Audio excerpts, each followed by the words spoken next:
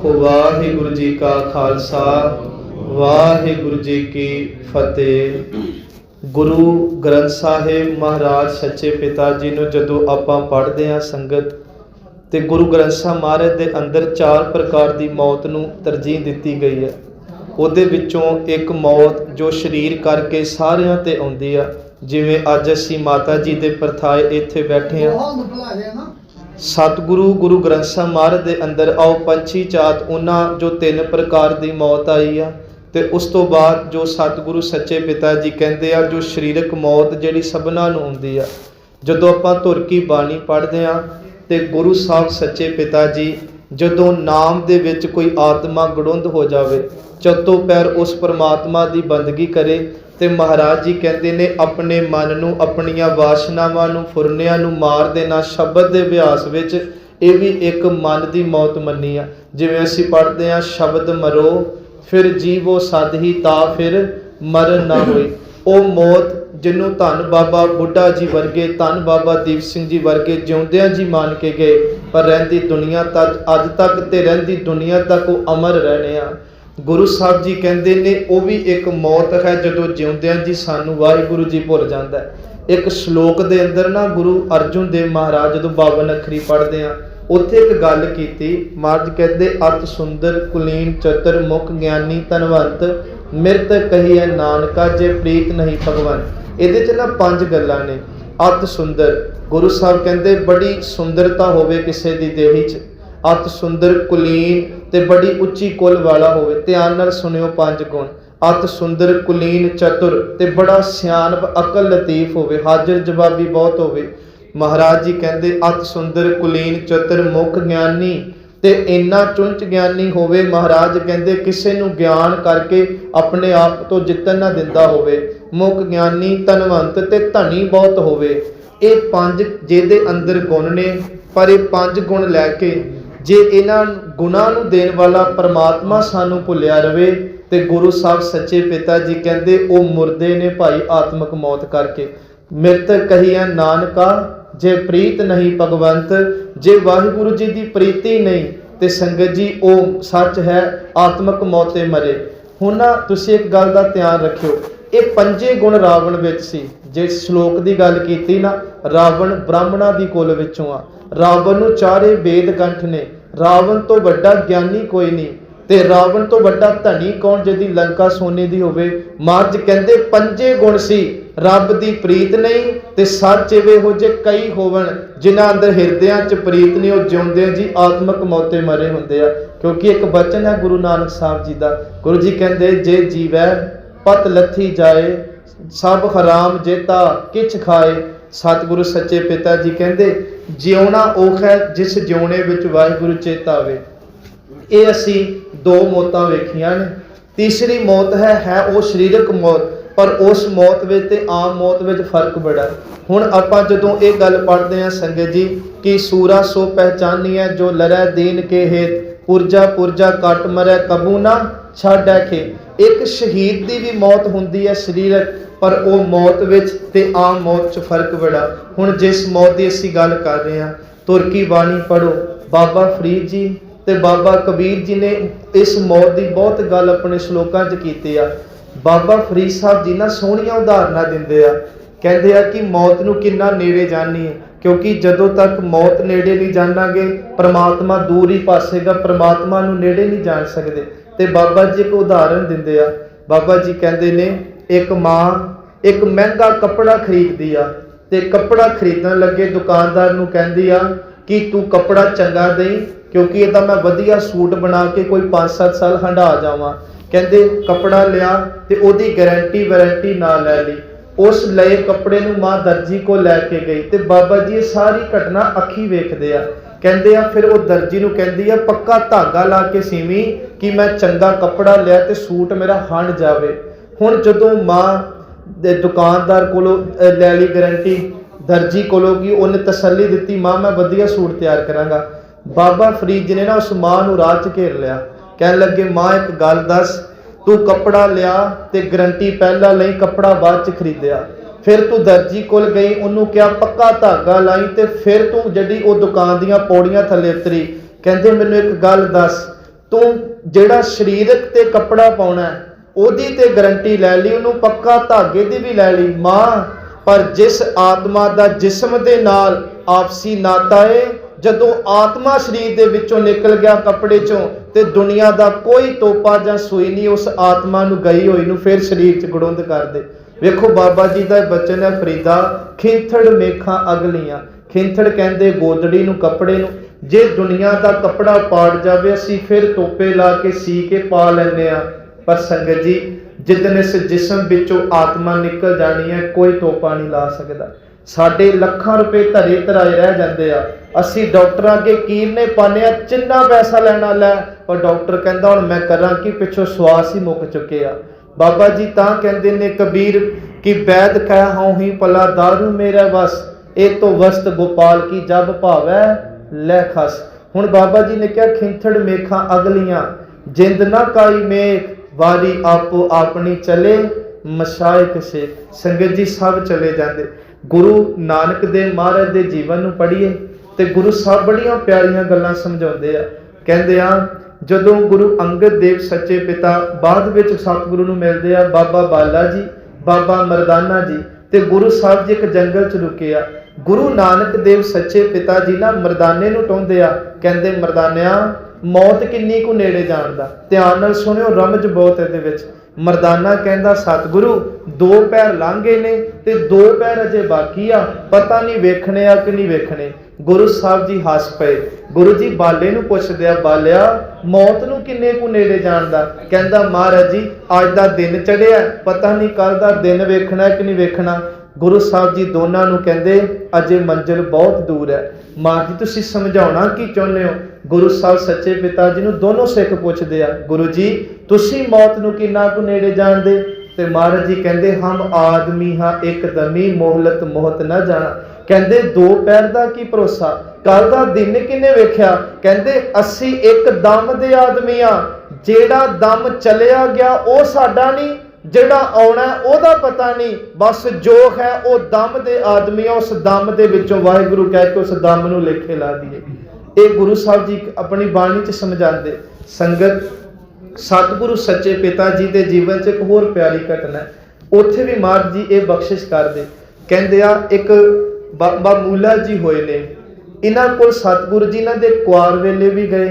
2-3 ਸਾਲ ਇਹਨੇ ਗੁਰੂ ਸਾਹਿਬ ਨਾਲ ਰਹਿ ਕੇ ਛੋਟੀਆਂ ਛੋਟੀਆਂ ਉਦਾਸੀਆਂ 'ਚ ਸੰਗਤ ਕੀਤੀ, ਨਾਮ ਬਾਣੀ ਦਾ ਅਭਿਆਸ ਕੀਤਾ। ਵੈਸੇ ਚਲੋ ਸਿਆਲਕੋਟ ਦਾ ਲੰਮਾ ਇਹ ਘਟਨਾ ਚੱਲਦਾ ਹਮਜਾ ਗੋਸ਼ ਨਾਲ, ਪਰ ਆਪਾਂ ਤੱਥ ਲਈਏ ਕਿ ਜਦੋਂ ਮਹਾਰਾਜ ਜੀ ਟਕਾ ਦੇ ਕੇ ਸੱਚ ਤੇ ਝੂਠ ਖਰੀਦਣ ਨੂੰ ਭੇਜਦੇ ਆ ਕਿ ਜਾ ਲੈ ਕੇ ਆ, ਤੇ ਫਿਰ ਇੱਥੇ ਮੂਲੇ ਨੇ ਲਿਖ ਕੇ ਭੇਜਿਆ ਸੀ ਕਿ ਮਰਨਾ ਸੱਚ ਤੇ ਜਿਉਣਾ ਝੂਠ। ਪਰ ਇੱਕ ਗੱਲ ਨੂੰ ਹੋਰ ਫੜਿਓ, ਮੂਲੇ ਨੇ ਇਹ ਗੱਲ ਨਾਲ ਕਹੀ ਸੀ, ਮਰਦਾਨਿਆ ਮੈਂ ਕੇਵਲ ਇਸ ਗੱਲ ਨੂੰ ਜਾਣਿਆ ਜ਼ਰੂਰ ਹੈ ਪਰ ਅਨੁਭਵ ਮੈਂ ਵੀ ਨਹੀਂ ਕੀਤਾ, ਹਾਂ ਗੱਲੀ ਗੱਲੀ ਮੈਂ ਕਹਿ ਸਕਦਾ, ਪਰ ਮੈਨੂੰ ਲੈ ਕੇ ਚੱਲ। ਗੁਰੂ ਨਾਨਕ ਜੀ ਦੀ ਸੰਗਤ ਕੀਤੀ, ਉਸ ਸੱਚ ਨੂੰ ਜਾਣਿਆ। ਸੰਗਤ ਜੀ ਦਾ ਵਿਆਹ ਹੋਇਆ ਤੇ ਕਹਿੰਦੇ ਆ ਗੁਰੂ ਸਾਹਿਬ ਜੀ ਨਾ ਫਿਰ ਇਸ ਨਗਰ 'ਚ ਗਏ ਤੇ ਉਹਨਾਂ ਨੂੰ ਚਾਹ ਸੀ ਕਿ ਇੱਥੇ ਸਾਡਾ ਪਿਆਰਾ ਸਿੱਖ ਰਹਿੰਦਾ। ਬਾਬਾ ਮੂਲਾ ਜੀ ਦੇ ਘਰ ਗਏ, ਘਰ ਵਾਲੀ ਨੂੰ ਪਤਾ ਲੱਗ ਗਿਆ ਕਿ ਫਿਰ ਉਹੀ ਸਾਧ ਮਹਾਂਪੁਰਖ ਗੁਰੂ ਨਾਨਕ ਜੀ ਆਏ, ਇਹਨੇ ਫਿਰ ਲੈ ਜਾਣਾ 2-3 ਸਾਲ ਨਾਲ। ਉਹਨੇ ਕੀ ਕੀਤਾ, ਆਪਣੇ ਪਤੀ ਨੂੰ ਲਾਗੇ ਇੱਕ ਕਮਰਾ ਸੀ ਜਿਹਦੇ ਵਿੱਚ ਆਮ ਕਰਕੇ ਇਤਿਹਾਸ ਕਹਿੰਦਾ ਪਾਥੀਆਂ ਜਿਵੇਂ ਕਹਿ ਲਓ ਘੀਰਾ ਹੁੰਦਾ, ਕਹਿੰਦੇ ਉਹਦੇ ਵਿੱਚ ਬੰਦ ਕਰਤਾ ਕਿ ਜਦੋਂ ਗੁਰੂ ਜੀ ਚਲੇ ਜਾਣ ਉਦੋਂ ਜਿਹੜਾ ਤੂੰ ਬਾਹਰ ਆ ਜੀ। ਇੱਧਰ ਗੁਰੂ ਸਾਹਿਬ ਜੀ ਨੇ ਨਾ ਆਵਾਜ਼ ਦਿੱਤੀ, ਮੂਲਿਆ। ਘਰ ਵਾਲੀ ਆ ਕੇ ਕਹਿੰਦੀ ਮੂਲਾ ਤੇ ਘਰ ਨਹੀਂ। ਇਤਿਹਾਸ ਕਹਿੰਦਾ 3 ਵਾਰ ਗੁਰੂ ਸਾਹਿਬ ਨੇ ਆਵਾਜ਼ ਦਿੱਤੀ, ਤਿੰਨੋਂ ਵਾਰੀ ਘਰ ਵਾਲੀ ਕਹਿੰਦੀ ਮੂਲਾ ਘਰ ਨਹੀਂ। ਇਹ ਗੁਰੂ ਗ੍ਰੰਥ ਸਾਹਿਬ ਦੇ ਬੋਲ ਨੇ ਤੇ ਇਹਦੇ ਵਿੱਚ ਰਮਜ ਬਹੁਤ ਵੱਡੀ ਆ। ਹੋ ਸਕਦਾ ਸਾਖੀ ਅਸੀਂ ਬਚਪਨ ਤੋਂ ਲੈ ਕੇ ਬਜ਼ੁਰਗੀ ਤੱਕ ਬਹੁਤ ਵਾਰ ਸੁਣੀ ਹੋਵੇ। ਮਹਾਰਾਜ ਨੇ ਤੀਜੀ ਵਾਰੀ ਮੁੜਦਿਆਂ ਇੱਕ ਗੱਲ ਕਹੀ ਸੀ, ਭਾਗਾਂ ਵਾਲੀਏ ਜੇ ਹੈ ਨਹੀਂ ਤੇ ਫਿਰ ਮੂਲਾ ਹੈ ਨਹੀਂ। ਸੰਗਤ ਜੀ ਉਸੇ ਸਿਰ ਮੂਲੇ ਤੇ ਸੱਪ ਲੜਿਆ, ਉਹ ਕਮਰੇ 'ਚ ਉਹਦੀ ਮੌਤ ਹੋ ਗਈ। ਮਹਾਰਾਜ ਜੀ ਗਏ ਨੇ, ਉਸੇ ਨਗਰ ਦੇ ਬਾਹਰ ਇੱਕ ਰੁੱਖ ਥੱਲੇ ਬਹਿ ਗਏ ਤੇ ਗੁਰੂ ਸਾਹਿਬ ਨੇ ਇੱਕ ਬਚਨ ਉਚਾਰਿਆ, ਨਾਲ ਕਿਰਾੜਾਂ ਦੋਸਤੀ ਕੂੜੇ ਕੂੜੀ ਪਾਏ, ਮਰਨ ਨਾ ਜਾਪੀ ਮੂਲਿਆ ਆਵੇ ਕਿਸੇ ਥਾਂ। ਗੁਰੂ ਸਾਹਿਬ ਕਹਿੰਦੇ ਮੌਤ ਤੋਂ ਡਰਦਾ ਸੀ ਮੂਲਿਆ, ਵਿਛੋੜੇ ਤੋਂ ਡਰਦਾ ਸੀ, ਮੌਤ ਦਾ ਪਤਾ ਹੀ ਨਹੀਂ ਆਪਣੇ ਘਰ ਦੀ ਮੰਜੀ ਤੇ ਤੇਰੀ ਲਿਖੀ ਹੋਵੇ। ਸੰਗਤ ਜੀ ਲਾਸ਼ ਚੁੱਕੀ ਤੇ ਲੈ ਕੇ ਭੱਜੀ ਮਹਾਰਾਜ ਦੇ ਮਗਰ ਕਿ ਸਤਿਗੁਰੂ ਜੀ ਮੇਰੇ ਤੋਂ ਭੁੱਲ ਹੋ ਗਈ। ਵੇਖੋ ਇਹਦੇ ਵਿੱਚ ਇੱਕ ਰਮਜ ਕੀ ਹੈ, ਮਰਨਾ ਸਾਰਿਆਂ ਨੇ ਹੈ ਪਰ ਮੂਲੇ ਨੇ ਬੇਮੁਖ ਹੋ ਕੇ ਮੌਤ ਨੂੰ ਪ੍ਰਾਪਤ ਕੀਤਾ। ਅਸੀਂ ਗੁਰੂ ਦੇ ਬਣ ਕੇ ਜਦੋਂ ਨਾਮ ਜਪ ਕੇ ਭੈ ਦੇ ਵਿੱਚ ਜ਼ਿੰਦਗੀ ਬਸਰ ਕਰਦੇ ਹਾਂ, ਸੰਗਤ ਜੀ ਬੇਮੁਖ ਹੋ ਕੇ ਮਰਨਾ ਬੜੇ ਲੰਮੇ ਗੇੜ ਪੈ ਜਾਂਦੇ। ਇੱਥੇ ਇੱਕ ਤੁਸੀਂ ਪੌੜੀ ਪੜ੍ਹਿਓ ਜਿਹੜੇ ਨਿਤਨੇਮ ਦੇ ਅਭਿਆਸੀ ਨੇ ਕਿ ਜੇ ਕੋ ਗੁਰ ਤੇ ਬੇਮੁਖ ਹੋਵੇ ਬਿਨ ਸਤਿਗੁਰ ਮੁਕਤ ਨਾ ਪਾਵੇ, ਪਾਵੇ ਮੁਕਤ ਨਾ ਹੋਰ ਥੈ ਕੋਈ, ਪੁੱਛੋ ਵਿਵੇਕੀ ਆ ਜਾਏ। ਵਿਵੇਕੀ ਸ਼ਬਦ ਹੁੰਦਾ ਸਿਆਣਿਆਂ ਨੂੰ ਪੁੱਛੋ ਜਾ ਕੇ, ਸਿਆਣੇ ਪਵ ਜੋ ਬੰਦਗੀ ਚ ਲੀਨ ਰਹਿੰਦੇ ਨੇ, ਪੁੱਛੋ ਵਿਵੇਕੀ ਆ ਜਾਏ ਅਨੇਕ ਜੂਨੀ ਭਰਮ ਆਵੇ। ਕਿ ਮੂਲੇ ਨਾਲ ਇਦਾਂ ਹੋਇਆ ਨਹੀਂ, ਗੁਰੂ ਤੋਂ ਬੇਮੁਖ ਹੋ ਕੇ ਮਰਿਆ। ਤੇ ਸੰਗਤ ਜੀ ਕਈ ਜੂਨਾ, ਸੂਰਜ ਪ੍ਰਤਾਪ ਗ੍ਰੰਥ ਨੂੰ ਪੜੋ, ਜੂਨਾ ਦੇ ਨਾਮ ਲਿਖੇ, ਕਈ ਜੂਨਾ ਭੋਗ ਕੇ ਤੇ 6 ਦੀ ਜੂਨੇ ਜਦੋਂ ਪਿਆ, ਗੁਰੂ ਨਾਨਕ ਜੀ ਕਹਿੰਦੇ ਇਹਦਾ ਉਧਾਰ ਕਰਾਂਗੇ। ਇਹਨੇ ਸਾਡੀ ਸੰਗਤ ਕੀਤੀ, ਬਾਣੀ ਪੜ੍ਹੀ, ਨਾਮ ਜਪਿਆ, ਪਰ ਇਹਨੂੰ ਜੂਨਾ ਭੋਗਣੇ ਪੈਣੀਆਂ ਨੇ, 10ਵੇਂ ਜਾਮੇ 'ਚ ਇਹਦਾ ਉਧਾਰ ਕਰਾਂਗੇ। ਤੁਸੀਂ ਜਿੰਨੀ ਸੰਗਤ ਸੁਣ ਰਹੇ ਹੋ, ਹਜੂਰ ਸਾਹਿਬ ਦੇ ਦਰਸ਼ਨ ਜ਼ਰੂਰ ਕੀਤੇ ਹੋਣਗੇ ਕਈ ਵਾਰੀ। ਉੱਥੇ ਇੱਕ ਗੁਰਦੁਆਰਾ ਸ਼ਿਕਾਰ ਘਾਟ ਗੁਰਦੁਆਰਾ ਸਾਹਿਬ ਹੈ। ਬਹਾਦਰ ਸ਼ਾਹ ਦੇ ਨਾਲ ਜਦੋਂ ਗੁਰੂ ਗੋਬਿੰਦ ਸਿੰਘ ਜੀ ਇਸ ਇਲਾਕੇ 'ਚ ਆਏ ਤੇ ਮਹਾਰਾਜ ਨੇ ਝਾੜੀਆਂ ਦੇ ਉਹਲੇ ਇੱਕ ਸ਼ੇਰ ਨੂੰ ਤੀਰ ਦੀ ਨੋਕ ਦੇ ਨਾਲ ਚਲਾ ਕੇ ਮਾਰਿਆ। ਬਹਾਦਰ ਸ਼ਾਹ ਕਹਿੰਦਾ ਇਹ ਤੁਸੀਂ ਬੇਜਵਾਨਾ ਜਾਨਵਰ ਮਾਰਤਾ। ਕਹਿੰਦੇ ਨਹੀਂ, ਇਹ ਸਾਡਾ ਭੁੱਲਿਆ ਸਿੱਖ ਸੀ ਪਹਿਲੇ ਜਾਮੇ ਦਾ, ਇਹਦਾ ਉਧਾਰ ਕਰਨਾ ਸੀ। ਸੰਗਤ ਜੀ ਜੇ ਕੋ ਗੁਰ ਤੇ ਬੇਮੁਖ ਹੋਵੇ ਬਿਨ ਸਤਿਗੁਰ ਮੁਕਤ ਨਾ ਪਾਵੇ, ਪਾਵੇ ਮੁਕਤ ਨਾ ਹੋਰ ਥੈ ਕੋਈ, ਪੁੱਛੋ ਵਿਵੇਕੀਆ ਜਾਏ ਅਨੇਕ ਜੂਨੀ ਭਰਮ ਆਵੇ। ਸਤਿਗੁਰੂ ਸੱਚੇ ਪਿਤਾ ਜੀ ਕਹਿੰਦੇ ਇਹਦੇ ਵਿੱਚ ਨਾ ਇੱਕ ਤੁਕ ਆਉਂਦੀ ਆ, ਫਿਰ ਮੁਕਤ ਪਾਏ ਲਾਗ ਚਰਨੀ ਸਤਿਗੁਰੂ ਸ਼ਬਦ ਸੁਣਾਏ। ਗੁਰੂ ਦਾ ਸ਼ਬਦ ਲੈਣਾ, ਗੁਰੂ ਦੀ ਦੀਖਿਆ ਲੈਣੀ ਹੈ, ਗੁਰੂ ਦਾ ਮੰਤਰ ਲੈਣਾ, ਗੁਰੂ ਦੇ ਬਣ ਜਾਣਾ, ਆਪਣਾ ਆਪਾ ਸਮਰਪਣ ਕਰ ਦੇਣਾ, ਤਨ ਮਨ ਧਨ ਸਭ ਸੌਂਪ ਗੁਰ ਕੋ, ਇਹ ਫਿਰ ਮਿਲਦਾ ਸੰਗਤ ਜੀ ਉਹ ਸ਼ਬਦ। ਤੇ ਉਸ ਸ਼ਬਦ ਦਾ ਜਦੋਂ ਅਭਿਆਸ ਕਰਦੇ ਆ, ਕਹਿ ਨਾਨਕ, ਸਤਿਗੁਰੂ ਮਹਾਰਾਜ ਸੱਚੇ ਪਿਤਾ ਕਹਿੰਦੇ ਨੇ ਜਦੋਂ ਅਸੀਂ ਇਹ ਪੌੜੀ ਪੜਾਂਗੇ, ਇਹ ਮਨ ਪਿਆਰਿਆ ਤੂੰ ਸਦਾ ਸੱਚ ਸੰਭਾਲੇ, ਇਹ ਕੁਟੰਬ ਦੂਜੇ ਤੇਗਦਾ ਚੱਲੈ ਨਾਹੀ ਤੇਰਾ ਨਾਲ, ਸਾਹ ਤੇਰਾ ਚੱਲੈ ਨਾਹੀ ਤਿਸ ਨਾਲ ਕਿਉਂ ਚਿਤਲਾਈਐ, ਐਸਾ ਕੰਮ ਮੂਲੇ ਨਾ ਕੀਚੈ ਜਿਤ ਅੰਤ ਪਛੁਤਾਈਐ। ਸਤਿਗੁਰੂ ਕਾ ਉਪਦੇਸ਼ ਸੁਣ ਤੂੰ ਹੋਵੇ ਤੇਰਾ ਨਾਲੇ, ਕਹਿ ਨਾਨਕ ਮਨ ਪਿਆਰੇ ਤੂੰ ਸਦਾ ਸੱਚ ਸੰਭਾਲੇ। ਉਸ ਸੱਚ ਨਾਲ ਜੁੜਨਾ, ਆਪਾਂ ਉਸ ਬਾਣੀ ਨਾਲ, ਉਸ ਨਾਮ ਨਾਲ ਜੁੜਨਾ। ਭਾਈ ਗੁਰਦਾਸ ਜੀ ਨੂੰ ਥੋੜਾ ਜਿਹਾ ਪੜ੍ਹ ਲੈਂਦੇ ਆ। ਭਾਈ ਜੀ ਨੇ ਨਾ ਬੜੀਆਂ ਸੌਖੀਆਂ ਉਦਾਹਰਨਾਂ ਦੇ ਕੇ ਨਾ ਸਾਨੂੰ ਸੰਗਤ ਜੀ ਸੱਚੇ ਨਾਮ ਦੇ ਨਾਲ ਜੋੜਿਆ। ਗੁਰੂ ਸਾਹਿਬ ਸੱਚੇ ਪਿਤਾ ਜੀਆਂ ਦੇ ਪਹਿਲੇ ਲਿਖਾਰੀ ਹੋਏ ਨੇ। ਗੁਰੂ ਅਰਜਨ ਦੇਵ ਪਿਤਾ ਜੀਆਂ ਦੇ ਮਾਮਾ ਜੀ ਤੇ ਸਿੱਖ ਕੌਮ ਦੇ ਪਹਿਲੇ ਜਥੇਦਾਰ, ਜਿਨ੍ਹਾਂ ਦੀਆਂ ਜਿਹੜੀਆਂ ਕਵਿਤ ਤੇ ਸਵਈਏ 12 ਦੇ, ਇਹ ਬਹੁਤ ਜ਼ਿਆਦਾ ਸਿੱਖ ਜਿਹੜੇ ਨੇ ਕੋਟ ਕਰਦੇ ਆ। ਕਹਿੰਦੇ ਆ ਭਾਈ ਜੀ ਨੇ ਨਾ ਸਾਡੇ ਘਰ ਦੇ ਬਨੇਰੇ ਤੇ ਬਲ ਰਹੇ ਦੀਵੇ ਦੀ ਤੇ ਮੇਲੇ ਦੀ, ਰਾਤ ਨੂੰ ਟਿਮਟਿਮਾਉਂਦੇ ਤਾਰੇ ਦੀ ਤੇ ਹਰ ਚੰਦਿਓਰੀ ਨਗਰ ਦੀ ਉਦਾਹਰਨ ਦਿੱਤੀ ਤੇ ਸਾਨੂੰ ਸਦੀਵੀ ਨਾਮ ਨਾਲ ਜੋੜਿਆ। ਭਾਈ ਜੀ ਕਹਿੰਦੇ ਮੌਤ ਕਿੰਨੀ ਕੁ ਨੇੜੇ ਜਾਣੀ ਹੈ। ਵੈਸੇ ਉੱਥੇ ਸ਼ਬਦ ਵਰਤਿਆ ਕਿ ਜਦੋਂ ਸਾਡੇ ਘਰਾਂ 'ਚ ਦੀਵਾਲੀ ਦੀ ਰਾਤ ਨੂੰ ਬਨੇਰਿਆਂ ਤੇ ਦੀਵੇ ਬਲਦੇ ਆ, ਵੇਖੋ ਅਸੀਂ ਦੀਵੇ ਵਾਲੇ, ਸਾਡੇ ਵੇਖਦਿਆਂ ਵੇਖਦਿਆਂ ਹੀ ਕਈ ਦੀਵੇ ਬੁੱਝ ਜਾਂਦੇ ਆ।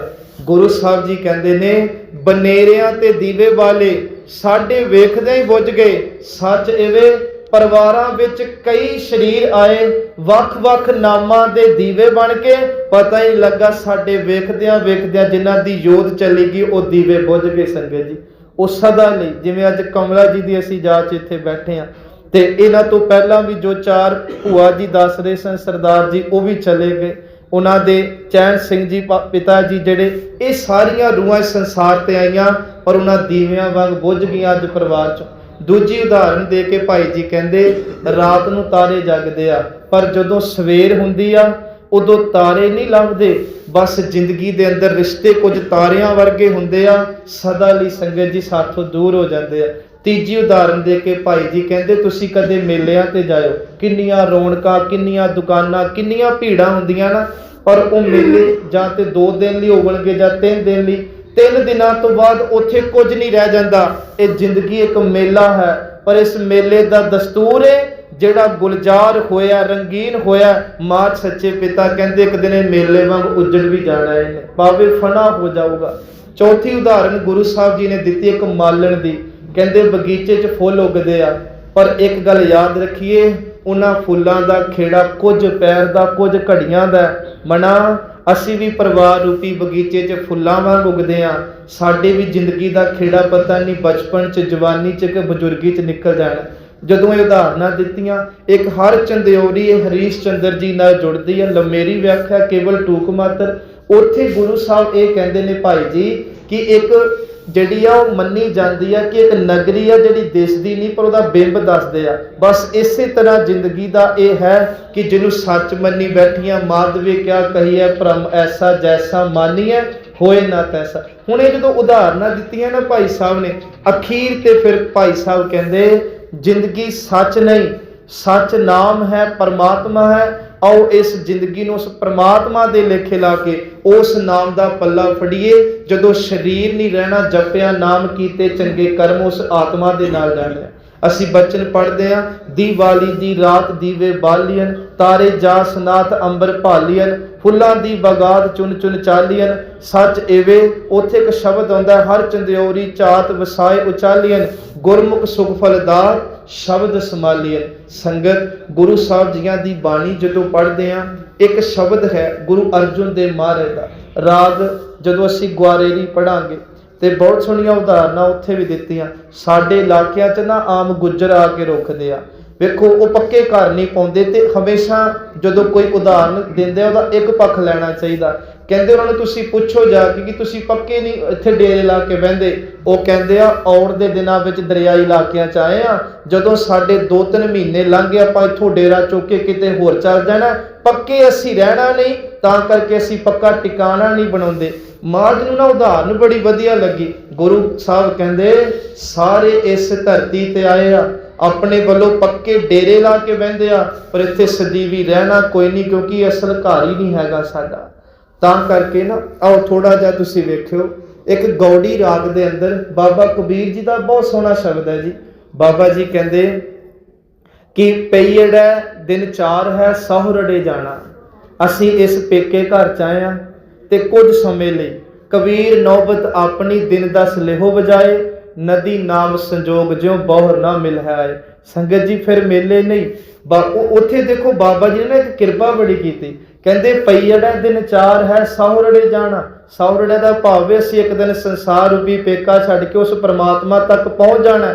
ਤੇ ਮਹਾਰਾਜ ਜੀ ਸਾਨੂੰ ਵਿਆਹਣ ਕਹਿੰਦੇ ਆਉਣਾ, ਤੇ ਗੁਰੂ ਸਾਹਿਬ ਕਹਿੰਦੇ ਉਦਨ ਲਾੜੀ ਮੌਤ ਬਣ ਕੇ ਸਾਨੂੰ ਵਿਆਹਣ ਹੁੰਦੀ ਆ।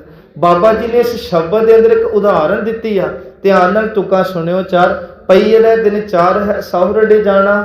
ਤੇ ਬਾਬਾ ਜੀ ਕਹਿੰਦੇ ਅੰਧਾ ਲੋਕ ਨਾ ਜਾਣੇ ਮੂਰਖ ਇਆਣਾ, ਕਹੋ ਡੱਡੀਆਂ ਬਾਦੇ ਧਨ ਖੜੀ, ਪਾਹੂ ਕਰ ਆਏ ਮੁਕਲਾਊ ਆਏ। ਇਹ ਉਦਾਹਰਨ ਜਿਹੜੀ ਡੱਡੀਆ ਸ਼ਬਦ ਆਇਆ ਨਾ ਜੀ, ਇਹ ਤੁਸੀਂ ਕਿਤੇ ਯੂਪੀ ਵੱਲ ਬਿਹਾਰ ਵੱਲ ਜਾਇਓ, ਉੱਥੇ ਬੀਬੀਆਂ ਸਾੜੀਆਂ ਪਹਿਨਦੀਆਂ ਨੇ, ਇਹ ਲਿਬਾਸ ਨਾਲ ਹੈ, ਜਾਂ ਅਸੀਂ ਧੋਤੀ ਸ਼ਬਦ ਵਰਤ ਲੈਂਦੇ ਆ। ਤੇ ਜਦੋਂ ਅਕਸਰ ਉਹ ਘਰ ਦੇ ਕੰਮ ਕਰਨਗੀਆਂ, ਉਹ ਕੀ ਕਰਦੀਆਂ, ਉਹ ਧੋਤੀ ਨੂੰ ਨਾ ਬੰਨ੍ਹ ਲੈਂਦੀਆਂ ਘੁੱਟ ਕੇ ਕਿ ਥੱਲੇ ਮਿੱਟੀ 'ਚ ਨਾ ਲੱਗੇ, ਜ਼ਿਆਦਾ ਕੱਪੜੇ ਨਾ ਗਿੱਲੇ ਹੋ ਜਾਣ। ਹੁਣ ਕਬੀਰ ਜੀ ਨੇ ਉਦਾਹਰਨ ਦਿੱਤੀ ਤੇ ਮੌਤ ਨਾਲ। ਪਹਿਲੇ ਸਮਿਆਂ 'ਚ ਵਿਆਹ ਹੋ ਜਾਣੇ, ਮੁਕਲਾਵਾ ਬਾਅਦ 'ਚ ਘਰਦਿਆਂ ਨੇ ਲੈਣ ਆਉਣਾ, ਮੁੰਡੇ ਵਾਲਿਆਂ ਨੇ। ਕਹਿੰਦੇ ਇੱਕ ਪਿੰਡ 'ਚ ਇੱਕ ਧੀ ਦਾ ਵਿਆਹ ਹੋਇਆ ਲੰਮਾ ਸਮਾਂ, ਤੇ ਉਹਦਾ ਨਾ ਮੁਕਲਾਵਾ ਲੈਣ ਵਾਲੇ ਪ੍ਰਾਹੁਣੇ ਆ ਗਏ। ਹੁਣ ਪੁਰਾਣੇ ਸਮੇਂ 'ਚ ਕੋਈ ਇੰਨੇ ਟੈਲੀਫੋਨ ਤੇ ਹੁੰਦੇ ਨਹੀਂ ਸੀ, ਉਹਨੂੰ ਪਤਾ ਹੀ ਨਹੀਂ, ਤੇ ਗੁਆਂਢਣ ਆ ਕੇ ਉਹਨੂੰ ਕਹਿੰਦੀ ਆ ਤੂੰ ਅਜੇ ਧੋਤੀ ਤੇੜ ਬਣ ਕੇ ਘਰ ਦੇ ਕੰਮਾਂ 'ਚ ਮਸ਼ਰੂਫ ਏ, ਤੇਰੇ ਹੱਥ ਪੈਰ ਕੱਪੜੇ ਮਲੀਤ ਆ, ਬਾਹਰ ਨਿਕਲ ਕੇ ਵੇਖ ਤੇਰੇ ਪ੍ਰਾਹੁਣੇ ਮੁਕਲਾਵਾ ਲੈਣ ਲਈ ਤੇਰਾ ਆ ਗਏ ਨੇ। ਹੁਣ ਇਹ ਸੀ ਬਾਹਰੀ ਉਦਾਹਰਨ। ਅੰਤਰੀਵੀ ਉਦਾਹਰਨ ਕੀ ਆ? ਤੇ ਉੱਥੇ ਗੁਰੂ ਸਾਹਿਬ ਕਹਿੰਦੇ ਨੇ ਐ ਸਰੀਰ ਰੂਪੀ ਜੀਵ ਇਸਤਰੀ, ਤੂੰ ਕੇਵਲ ਦੁਨੀਆ ਦੇ ਧੰਦਿਆਂ ਦੀ ਧੋਤੀ ਬਣ ਕੇ ਅਜੇ ਕੇਵਲ ਕਾਮ ਕ੍ਰੋਧ ਲੋਭ ਹੰਕਾਰ ਨੂੰ ਭੋਗਦੀ ਪਈ ਐ। ਮੌਤ ਵੇਖ ਤੇਰੇ ਆ ਕੇ ਦਰ ਤੇ ਖਲੋਗੀ ਆ, ਤੈਨੂੰ ਲੈ ਜਾਊਗੀ। ਉਸ ਮੌਤ ਤੋਂ ਪਹਿਲਾਂ ਤੂੰ ਕੁਝ ਇਹੋ ਜਿਹਾ ਕਰਕੇ ਇਸ ਜ਼ਿੰਦਗੀ ਤੋਂ ਸੁਰਖਰੂ ਹੋ ਕੇ ਬਾਜੀ ਜਿੱਤ ਕੇ ਉਸ ਜਹਾਨ ਤੇ ਜਾਵੇਂ। ਵੇਖੋ ਬਾਬਾ ਜੀ ਕੀ ਕਹੋ ਡੱਡੀਆਂ ਬਾਦੇ ਧਨ ਖੜੀ, ਪਾਹੂ ਕਰ ਆਏ ਮੁਕਲਾਊ ਆਏ। ਕਰੀਏ ਕੀ? ਤੇ ਬਾਬਾ ਜੀ ਕਹਿੰਦੇ ਹਰ ਜੀਓ ਕਿਰਪਾ ਕਰੈ ਲਿਵ ਲਾਵੈ, ਲਾਹਾ ਹਰ ਹਰ ਨਾਮ ਲਿਓ। ਸੰਗਤ ਜੀ ਗੁਰੂ ਸਾਹਿਬ ਕਿਰਪਾ ਕਰਨ ਨਾ, ਫਿਰ ਸਾਨੂੰ ਗੁਰੂ ਦੀ ਪ੍ਰਾਪਤੀ ਹੁੰਦੀ ਆ। ਜਦੋਂ ਗੁਰੂ ਦੀ ਪ੍ਰਾਪਤੀ ਹੋਵੇ ਫਿਰ ਗੁਰਦੀਨੋ ਮੰਤਾਨੀ, ਗੁਰੂ ਆਪਣਾ ਮੰਤਰ ਸਾਨੂੰ ਦਿੰਦਾ। ਵਾਹਿਗੁਰੂ ਗੁਰ ਮੰਤਰ ਹੈ ਜਪ ਹੋਮੈ ਖੋਏ, ਉਸ ਮੰਤਰ ਦਾ ਅਭਿਆਸ ਸਿੱਖ ਕਰਦਾ। ਸੱਚੇ ਪਿਤਾ ਮਹਾਰਾਜ ਜੀ ਕਹਿੰਦੇ ਜਦੋਂ ਅਭਿਆਸ ਕਰਦੇ ਆ ਫਿਰ ਆਇਆ ਤਿਨਕਾ ਸਫਲ ਪਿਆ ਹੈ ਇੱਕ ਮਨ ਜਿਨੀ ਧਿਆਇਆ। ਦੇਖੋ ਅਸੀਂ ਜਿਹੜਾ ਬਚਨ ਲਿਆ ਸੀ ਕਿ ਗੁੱਜਰ ਦੀ ਉਦਾਹਰਨ ਦਿੱਤੀ, ਗੋਇਲ ਆਇਆ ਗੋਇਲੀ, ਕਿਆ ਤਿਸ ਡੰਮ ਪਸਾਰ, ਮੋਹਲਤ ਪੁੰਨੀ ਚੱਲਣਾ ਤੂੰ ਸੰਭਲ ਘਰ-ਬਾਰ। ਕਹਿੰਦੇ ਬਸ ਉਸੇ ਤਰ੍ਹਾਂ ਅਸੀਂ ਵੀ ਜਦੋਂ ਸਾਡਾ ਸਮਾਂ ਮੋਹਲਤ ਪੁੰਨੀ ਹੁੰਦੀ, ਮਿਲਿਆ ਹੋਇਆ ਸਮਾਂ ਜਦੋਂ ਮੁੱਕ ਜਾਂਦਾ ਹੈ, ਮੋਹਲਤ ਪੁੰਨੀ ਚੱਲਣਾ, ਉਦੋਂ ਸਾਨੂੰ ਸੰਸਾਰ ਛੱਡ ਕੇ ਜਾਣਾ ਪੈਂਦਾ। ਤੂੰ ਸੰਭਲ ਘਰ-ਬਾਰ, ਇਹਦੇ ਅਰਥ ਨੇ ਐ ਮਨ, ਉਹ ਦਿਨ ਆਉਣ ਤੋਂ ਪਹਿਲਾਂ ਤੂੰ ਪਰਮਾਤਮਾ ਨੂੰ ਚੇਤੇ ਕਰਕੇ ਨਾਮ ਦਾ ਦਾਲ ਤਿਆਰ ਕਰ ਲੈ, ਬੰਦਗੀ ਦਾ ਸਮਾਨ ਤਿਆਰ ਕਰ ਲੈ। ਜੇ ਨਾ ਕੀਤਾ ਫਿਰ ਸੱਚ ਜਾਣੀ ਮਰ ਮਰ ਜੰਮੈ। ਗੁਰੂ ਸਾਹਿਬ ਕਹਿੰਦੇ ਜਮ ਜਮ ਮਰੈ, ਮਰੈ ਫਿਰ ਜੰਮੈ, ਪਿਆ ਸਜਾਏ ਬਹੁਤ ਦੇਸ਼ ਬੜੇ ਲੰਮੇ ਤੈਨੂੰ ਵਾਹ ਪੈ ਜਾਣੇ ਆ। ਹੁਣ ਜਦੋਂ ਇੱਥੇ ਅਸੀਂ ਅੱਗੇ ਉਦਾਹਰਨ ਪੜਾਂਗੇ, ਹਰ ਗੁਣ ਗਾਓ ਮਨਾ, ਸਤਿਗੁਰ ਸੇਵ ਪਿਆਰ, ਕਿਆ ਥੋੜ੍ਹੀ ਬਾਤ ਗੁਮਾਨ। ਕਹਿੰਦੇ ਆ ਮਨ, ਉਸ ਪਰਮਾਤਮਾ ਨੂੰ ਗਾਇਆ ਕਰ ਤੇ ਹੰਕਾਰ ਨਾ ਕਰਿਆ ਕਰ। ਅੱਗੇ ਗੁਰੂ ਸਾਹਿਬ ਉਦਾਹਰਨਾਂ ਦਿੰਦੇ, ਜੈਸੇ ਰਹਿਣ ਪ੍ਰਾਹੁਣੇ ਉੱਠ ਚਲ ਸੈਂ ਪ੍ਰਭਾਤ, ਕਿਆ ਤੂੰ ਰੱਤਾ ਗਿਰਸਤ ਸਿਉ ਸਭ ਫੁੱਲਾਂ ਕੀ ਬਾਗਾਤ। ਵੇਖੋ ਕਿੰਨੀਆਂ ਸੌਖੀਆਂ ਉਦਾਹਰਨਾਂ। ਤੁਸੀਂ ਵੀ ਪ੍ਰਾਹੁਣੇ ਬਣ ਕੇ ਆਏ, ਸਾਡੇ ਘਰਾਂ 'ਚ ਵੀ ਪ੍ਰਾਹੁਣੇ ਆਉਂਦੇ। ਅਸੀਂ ਜ਼ੋਰ ਲਾ ਲਾਂਗੇ ਨਾ, ਵੈਸੇ ਅੱਜ ਕੱਲ੍ਹ ਤੇ ਵੈਸੇ ਕੋਈ ਰਾਤ ਤੇ ਬੜੀ ਦੂਰ ਦੀ ਗੱਲ, ਦਿਨ ਲਈ ਵੀ ਮਸਾ ਹੀ ਆਉਂਦਾ, ਕਿ ਇੰਨਾ ਟਾਈਮ ਨਹੀਂ ਹੁੰਦਾ। ਹੁਣ ਕਹਿੰਦੇ ਪ੍ਰਾਹੁਣੇ ਘਰ ਆਏ ਤੇ ਅਸੀਂ ਕਿਹਾ ਰੁਕੋ, ਉਹ ਕਹਿੰਦੇ ਨਹੀਂ ਪਿੱਛੇ ਕੰਮ ਕਾਜ ਬੜਿਆ, ਫਿਰ ਕਿਤੇ ਮਾਰਾਂਗੇ ਗੇੜਾ। ਮਹਾਰਾਜ ਕਹਿੰਦੇ ਸੰਸਾਰ ਤੇ ਆਇਆ ਪ੍ਰਾਹੁਣਿਆਂ ਦੀ ਤਰ੍ਹਾਂ। ਮਨ ਤੇ ਕਹਿੰਦਾ ਸਾਰੇ ਨਾਤੀ ਕਹਿੰਦੇ ਆ ਇਹ ਜ਼ਿੰਦਗੀ ਹੋਰ 4 ਦਿਨ ਜਿਉਂ ਕੇ ਜਾਂਦੀ, ਪਰ ਮਹਾਰਾਜ ਕਹਿੰਦੇ ਪ੍ਰਾਹੁਣਿਆਂ ਦੀ ਤਰ੍ਹਾਂ ਰਾਤ ਜਦੋਂ ਉਮਰ ਲੰਘ ਜਾਂਦੀ ਹੈ ਤੇ ਸੰਸਾਰ ਨੂੰ ਛੱਡ ਕੇ ਜਾਣਾ ਪੈਂਦਾ। ਜੈਸੇ ਰਹਿਣ ਪ੍ਰਾਹੁਣੇ ਉੱਡ ਚਲ ਸੈਂ ਪ੍ਰਪਾਤ। ਇੱਥੇ ਇੱਕ ਘਟਨਾ ਸੀ ਲੈ ਲੈਂਦੇ ਹਾਂ। ਇੱਕ ਬਦਰ ਦੇ ਰਹਿਣ ਵਾਲੇ ਅਫਗਾਨਿਸਤਾਨ ਦੇ ਇਬਰਾਹਿਮ ਜੀ ਹੋਏ ਨੇ, ਹਜ਼ਰਤ ਇਬਰਾਹਿਮ, ਉਹਨਾਂ ਦੇ ਜੀਵਨ ਦੀ ਘਟਨਾ ਹੈ। ਕਹਿੰਦੇ ਰਾਜੇ ਅਕਸਰ ਨਾ ਆਪਣੇ ਰਹਿਣ ਲਈ ਮਹੱਲ ਬਣਾਉਂਦੇ ਹੁੰਦੇ ਸੀ, ਤੇ ਜਿਹੜੇ ਲੋਕ ਆਏ ਗਏ ਵਾਲੇ ਹੁਣੇ ਅਤਿਥੀ ਕੋਈ ਸਾਧੂ, ਉਹਨਾਂ ਲਈ ਆਸ਼ਰਮ ਬਣਾ ਦੇਣੇ। ਕਹਿੰਦੇ ਇੱਕ ਵਾਰੀ ਇੱਕ ਸਾਧੂ ਨਾ ਰਾਜੇ ਦੇ ਮਹੱਲ ਆਇਆ। ਸੰਗਤ ਜੀ ਮਿੰਟ 4 ਕੁ ਬਾਕੀ ਨੇ, ਫਿਰ ਅਸੀਂ ਆਨੰਦ ਸਾਹਿਬ ਪੜ੍ਹ ਦੇਣਾ। ਜਦੋਂ ਇੱਥੇ ਆਏ ਤੇ ਉਹਨੇ ਨਾ ਆ ਕੇ, ਸਾਧੂ ਲਿਬਾਸ ਵਿੱਚ ਕੋਈ ਦਰਵੇਸ਼ ਸੀ, ਉਹਨੇ ਆ ਕੇ ਉਹਦੇ ਵਜ਼ੀਰ ਨੂੰ, ਸੰਤਰੀ ਨੂੰ ਕਿਹਾ ਕਿ ਮੈਂ ਇਸ ਸ਼ਰਾਂ ਦੇ ਵਿੱਚ ਨਾ ਰਾਤ ਗੁਜ਼ਾਰਨੀ ਆ। ਤੇ ਉਹ ਸਿਪਾਹੀ ਕਹਿਣ ਲੱਗਾ ਜੀ ਦੇਖੋ ਤੁਸੀਂ ਦਰਵੇਸ਼ ਲੱਗਦੇ ਹੋ ਪਹਿਰਾਵੇ ਤੋਂ, ਇਹ ਰਾਜੇ ਦਾ ਮਹੱਲ ਹੈ, ਸ਼ਰਾਂ ਰਾਜੇ ਨੇ ਪਰਾਂ ਬਣਾਈਆਂ। ਸ਼ਰਾਂ ਦਾ ਮਤਲਬ ਹੁੰਦਾ ਜਿੱਥੇ ਕੋਈ ਆ ਕੇ ਰਹਿ ਕੇ ਤੇ ਨਿਕਲ ਜਾਵੇ, ਬਹੁਤਾ ਚਿਰ ਰੁਕੇ ਨਾ। ਜਿਵੇਂ ਰਾਤ ਰਹੇ ਤੇ ਅਸੀਂ ਅਗਲੇ ਨਿਕਲ ਗਏ, ਜਿਵੇਂ ਗੁਰੂ ਘਰਾਂ 'ਚ ਜਾਂਦੇ ਹਾਂ। ਹੁਣ ਕਹਿੰਦੇ ਕਿ ਜਦੋਂ ਇਹ ਆਪਸ 'ਚ ਬਹਿਸਦੇ ਪਏ ਨਾ, ਦਰਵੇਸ਼ ਕਹਿੰਦਾ ਨਹੀਂ ਮੈਂ ਇੱਥੇ ਰੁਕਣਾ, ਇਹ ਵੀ ਤੇ ਸ਼ਰਾਂ ਹੀ ਹੈ। ਇਹਨਾਂ ਦੀ ਆਵਾਜ਼ ਸੁਣ ਕੇ ਤੇ ਰਾਜਾ ਜੀ ਥੱਲੇ ਆਏ। ਉਹ ਪੁੱਛਦਾ ਕਿ ਹੋਇਆ ਕੀ। ਸਿਪਾਹੀ ਨੇ ਦੱਸਿਆ ਜੀ ਦਰਵੇਸ਼ ਬਹਿਸ ਦਿਆ, ਮੈਂ ਕਹਿ ਰਿਹਾ ਸ਼ਰਾਂ ਦੂਜੀ ਆ, ਇਹ ਪੱਕਾ ਮਹੱਲ ਹੈ, ਇਹ ਕਹਿੰਦਾ ਮੈਂ ਇੱਥੇ ਰੁਕਣਾ। ਤੇ ਰਾਜਾ ਕਹਿਣ ਲੱਗਾ ਦਰਵੇਸ਼ ਸਾਈਂ, ਮੇਰਾ ਸਿਪਾਹੀ ਬਿਲਕੁਲ ਸਹੀ ਕਹਿ ਰਿਹਾ, ਇਹ ਮੇਰਾ ਮਹੱਲ ਹੈ ਤੇ ਸ਼ਰਾਂ ਮੈਂ ਤੁਹਾਡੇ ਵਾਸਤੇ ਰਹਿਣ ਲਈ ਵੱਖਰੀ ਬਣਾਈ ਹੈ। ਉਹ ਫਕੀਰ ਦੀ ਉਮਰ ਬੜੀ ਵੱਡੀ ਸੀ, ਉਹਨੇ ਇੱਕ ਗੱਲ ਕਹੀ, ਕਹਿੰਦੇ ਸੱਚ ਦੱਸੀ, ਅੱਜ ਤੋਂ ਮੈਂ 35 ਕੁ ਸਾਲ ਪਹਿਲਾਂ ਇੱਥੇ ਆਇਆ ਸੀ ਤੇ ਇਸੇ ਤਖਤ ਤੇ ਇੱਕ ਬਜ਼ੁਰਗ ਬਹਿੰਦਾ ਹੁੰਦਾ ਸੀ। ਤੋ ਰਾਜਾ ਨੀਵੀਂ ਪਾ ਕੇ ਕਹਿੰਦਾ ਹਾਂ ਮੇਰਾ ਦਾਦਾ ਹੁੰਦਾ ਸੀ, ਚਲਾ ਗਿਆ, ਉਹ ਸੰਸਾਰ ਤੇ ਨਹੀਂ, ਉਹਦੀ ਫੌਤ ਹੋ ਗਈ, ਮੌਤ ਹੋ ਗਈ ਆ। ਫਕੀਰ ਕਹਿੰਦਾ ਮੈਂ 15 ਕੁ ਸਾਲ ਪਹਿਲਾਂ ਇੱਥੇ ਆਇਆ ਸੀ, ਕੋਈ ਅੱਧ ਖੱਡੀ ਉਮਰ ਦਾ ਬੰਦਾ ਤਖਤ ਤੇ ਬਹਿੰਦਾ ਹੁੰਦਾ ਸੀ। ਉਹ ਫਿਰ ਅੱਖਾਂ 'ਚੋਂ ਹੰਝੂ ਗਿਰ ਕੇ ਕਹਿੰਦਾ ਹਾਂ ਉਹ ਮੇਰਾ ਪਿਤਾ ਸੀ, ਰਾਜ ਮੈਨੂੰ ਦੇ ਕੇ ਉਹ ਵੀ ਸੰਸਾਰ ਤੋਂ ਚਲਾ ਗਿਆ। ਫਕੀਰ ਨੇ ਆਪਣਾ ਝੋਲਾ ਥੱਲੇ ਰੱਖ ਕੇ ਖੁਦਾ ਵੱਲ ਹੱਥ ਕਰਕੇ ਇੱਕ ਗੱਲ ਕਹੀ, ਰਾਜਨ ਮੈਂ 35 ਸਾਲ ਪਹਿਲਾਂ ਆਇਆ, ਤੇਰਾ ਦਾਦਾ ਸੀ ਤਖਤ ਤੇ, ਮੈਂ 15 ਸਾਲ ਪਹਿਲਾਂ ਆਇਆ, ਤੇਰਾ ਪਿਤਾ ਸੀ, ਮੈਂ ਕਈ ਸਾਲਾਂ ਬਾਅਦ ਆਵਾਂ, ਪਤਾ ਨਹੀਂ ਮੈਂ ਨਹੀਂ ਰਹਿਣਾ ਤੇ ਤੂੰ ਨਹੀਂ ਰਹਿਣਾ, ਤੂੰ ਕਿਵੇਂ ਕਹਿਣਾ ਮੇਰਾ ਪੱਕਾ ਮਹੱਲ ਏ।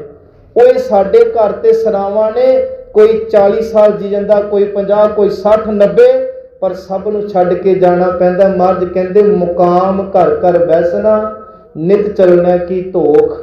ਮੁਕਾਮ ਸੱਚ ਹੈ ਉਹ ਨਹੀਂ ਜਿੱਥੇ ਰਹਿ ਕੇ, ਕਿ ਇਹ ਸੱਚ ਨਹੀਂ ਸੰਗਤ। ਅਸੀਂ ਸਾਰੇ ਪਰਿਵਾਰਾਂ ਵਾਲੇ, ਬੱਚਿਆਂ ਵਾਲੇ ਆ, ਅਸੀਂ ਘਰਾਂ 'ਚ ਰਹਿੰਦੇ ਆ ਨਾ, ਬੰਦੇ ਨੂੰ ਚਿੰਤਾ ਨਹੀਂ ਲੱਗੀ ਰਹਿੰਦੀ ਮਰ ਨਾ ਜਾਈਏ ਕਿਤੇ, ਇੰਨਾ ਕੁਝ ਬਣਾਇਆ, ਇੰਨੇ ਸੁੱਖ ਸਾਧਨ, ਮਨਾ ਕਿਤੇ ਇੱਦਾਂ ਹੀ ਨਾ ਰਹਿ ਜਾਣ।